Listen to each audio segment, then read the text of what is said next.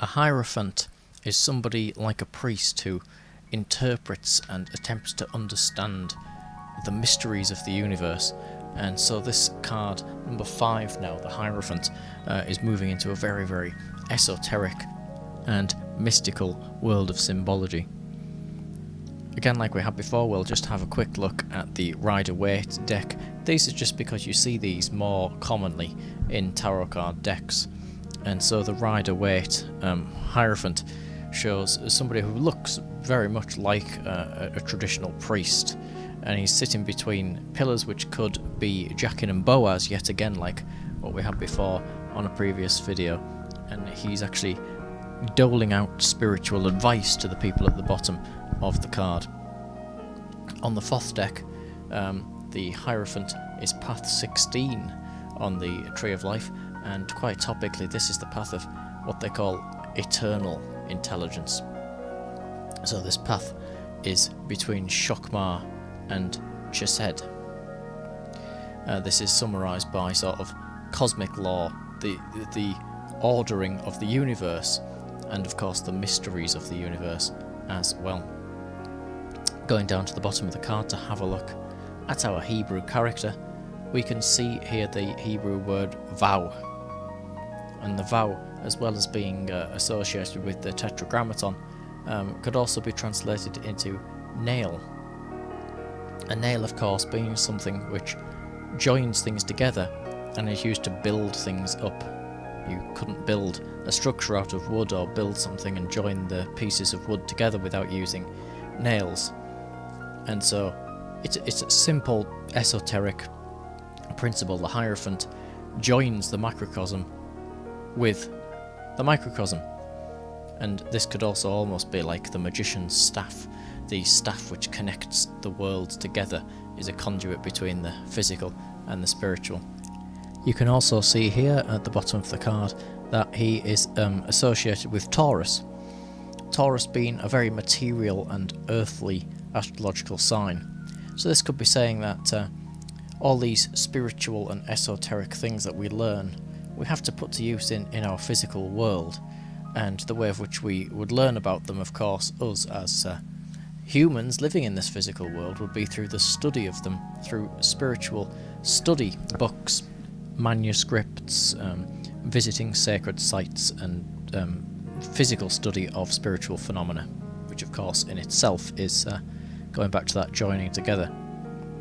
If we have a look at the background of the Hierophant card, it's quite a dark background.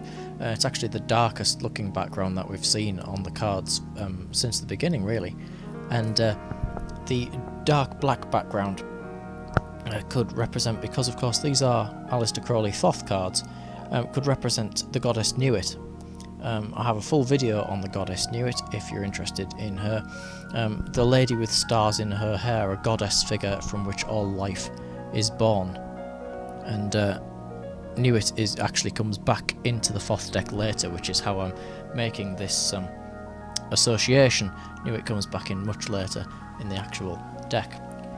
Now you can see here what appears to be a snake and also a bird, which appear to be curling around what looks like a stained glass window.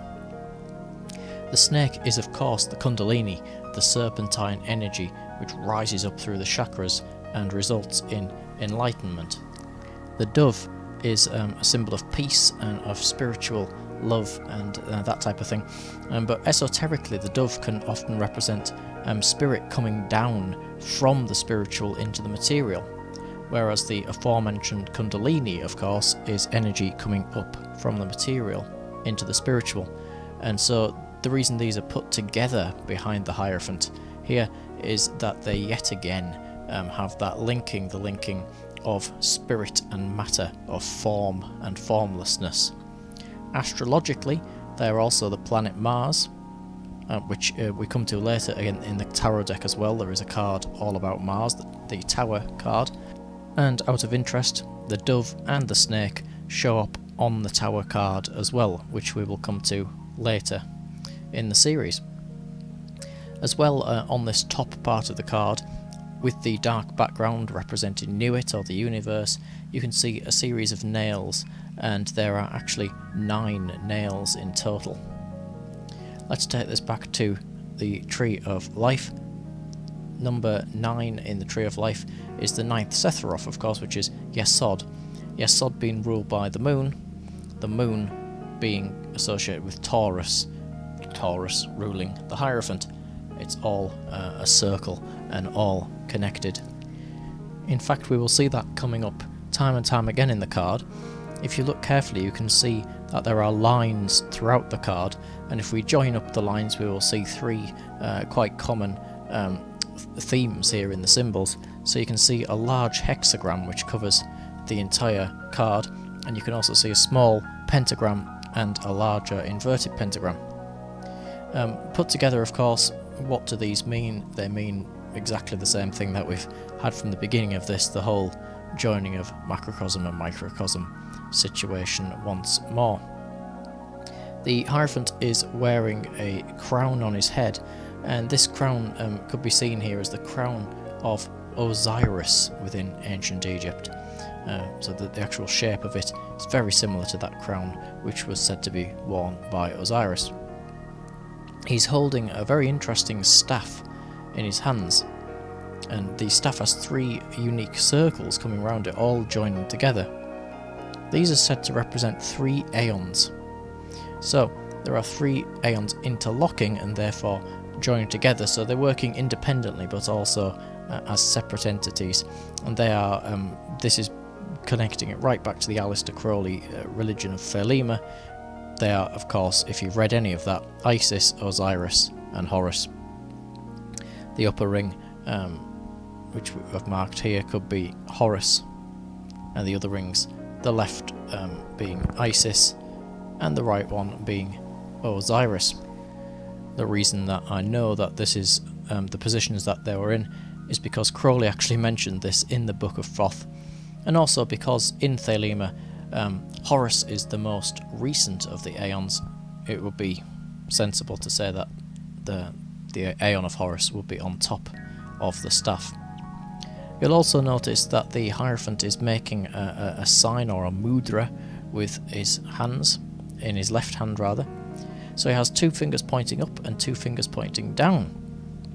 This is seen on all esoteric images, some of the most common being the images such as the Magician, which we had right back at the very beginning of this series, and other paintings as well.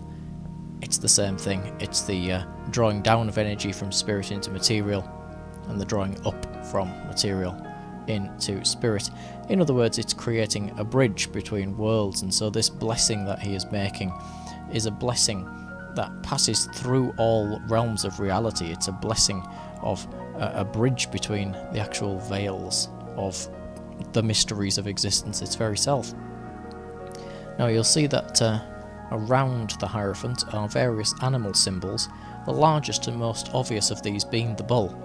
The bull quite clearly is a symbol of Taurus, which we've mentioned before, and so it's because this is like the biggest and most obviously seeing of the animals on here. It is a grounding. It's bringing him. He's physically in the earth vibration. He's not sort of all airy-fairy and not interacting with the physical world. He's very much grounded within the physical world that we actually live on. You can also see elephants around the outside of the card. These have been associated with Taurus over the ages as well. It can also be a symbol of the things in the material world that we often hold quite dear to us, such as strength and vitality of life and, of course, longevity. Now we can also see down at the bottom of the Hierophant a rather wonderful image of a goddess, and this is the goddess Isis. And she is holding a sword, and the sword is drawn down the middle of her body, which is actually going between her legs, and a ray of light is coming down and crossing over in the area of which would be her womb. And so this represents fertility, and the sword could represent the male aspect, which would be the Hierophant. So it could be a phallic symbol in that respect. And in her hand she's holding a bow, and this bow is a crescent moon. This is the bow of Artemis, which we've seen previously in the Thoth deck with the priestess card number 2. She is the coming of the new age, the birth of a new realm. In Thelemic terms, she is the new Aeon, of which was foretold to have come the new Aeon of Horus. You will now see in the centre of the card, in the upright pentagram, if you look very carefully, there is actually a baby or a child actually within the pentagram. If we take it that this child is Horus, then we can go back to the staff yet again and link up those 3 Aeons, because of course we have Isis on the card, who is the wife of Osiris and therefore the mother of Horus, and so there are the 3 Aeons linked together. The child looks quite happy. It looks like it's almost dancing along or sort of playing. And if you look at the feet of the child, he is actually wearing a sandal with straps on it, and some have suggested that the sandal strap image could be connected to the Ankh being that very potent and very powerful symbol, of course, of life, and so the child is dancing in the light of life. Some have also suggested that the sandal strap could be symbolic of the Sphinx and the various powers of the Sphinx which were given to it, such as to know, to dare, to will, to keep silent, and to go. The to go suggesting that the child is going happily amongst his way, if you like. And of course the child is encased here within the upright pentagram. And so Horus within the pentagram implies the image that we've seen many times if we've studied Hermeticism, of what is known as the golden ratio, the perfect proportions of life and beauty and wonder, and hence a harmony of the universe. And so this new child, of which has been birthed through this linking of microcosm and macrocosm, is dancing and free and happy because he's not restrained by a slavery of the mind of any type, and this could be through culture, through society, or through religious boundaries, because this Hierophant understands things on a much higher level than that.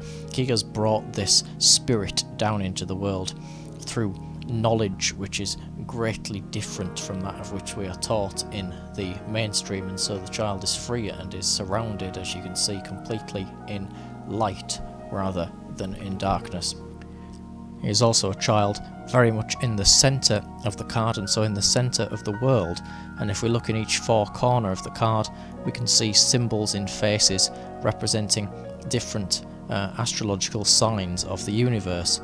In the bottom right we have Leo, moving to the bottom left Taurus again, up to the top left we have Scorpio, and finishing in the top right with Aquarius. And so we have a great continuation there and a great astrological meaning to the card.